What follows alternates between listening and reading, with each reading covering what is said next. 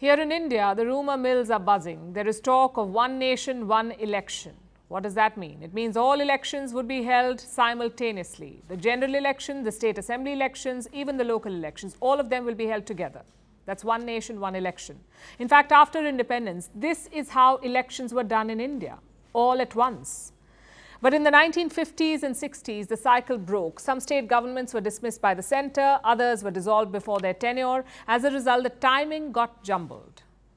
But the current government of Prime Minister Modi wants to change this. It wants one nation, one election. The ruling party, which is the BJP, had promised this in 2014 and then again in 2019. The Prime Minister too has endorsed this idea multiple times, but it never really took off. Not until this week. The government has now created a special committee. It will be headed by India's former president, Ramnath Kovind. What will this committee do? Reports say it will hold talks with multiple stakeholders. I'm assuming that means political parties and election officials. It will then prepare a report and submit it to Parliament. The government says the plan is not immediate. The report will be debated by lawmakers. The question is, when will this debate happen? Interestingly, the government has also called for a special session of Parliament to be held between September 18th and 22nd. Rumour is one nation, one election could be on the agenda. The government has not confirmed this. So right now it is all speculation. But if not in September, then the report will be submitted one day. And whenever it is, we need to be prepared. Because this is a very important issue. Elections are the most integral part of any democracy, and how those elections are held is equally important. So should the current system stay, or should all elections be clubbed together? Let me list out the pros and cons. First, the pros. It would save a lot of money for sure. The 2019 general election cost around 60,000 crore rupees. The same year, 7 state elections were also held. Some in April, some in October, and then some in November. Had we clubbed all of them together, we could have saved money.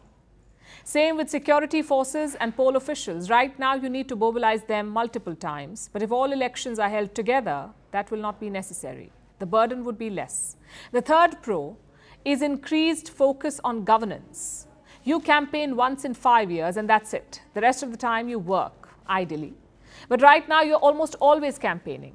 Chief ministers fly down to their states during elections. Same with the Prime Minister and his cabinet. It's like the country is always in election mode. With one nation, one election, you can correct that. And number 4, more voter turnout. Suppose you work in Delhi, but your vote is in Mumbai.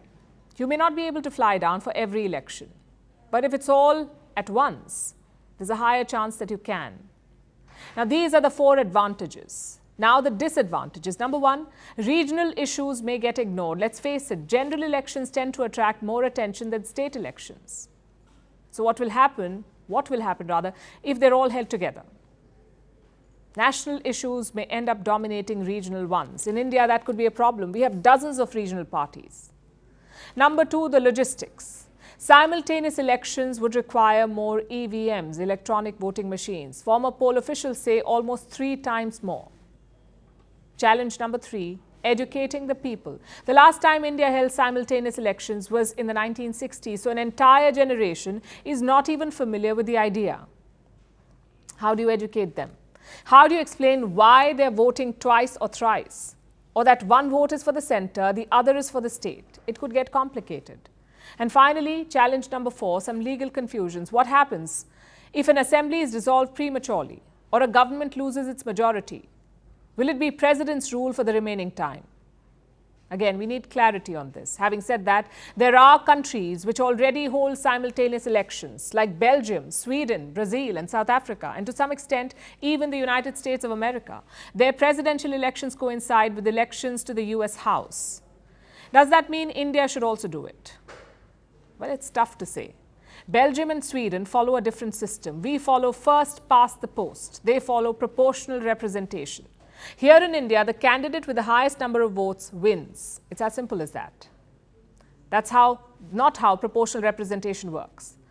If a party wins 30% of the vote, they get 30% of the seats, hence proportional. Over in the US, there are only 2 major parties, the Republicans and the Democrats. Here in India, 6 national parties, 54 state parties, more than 2,000 unrecognized ones. So copy-paste may not work.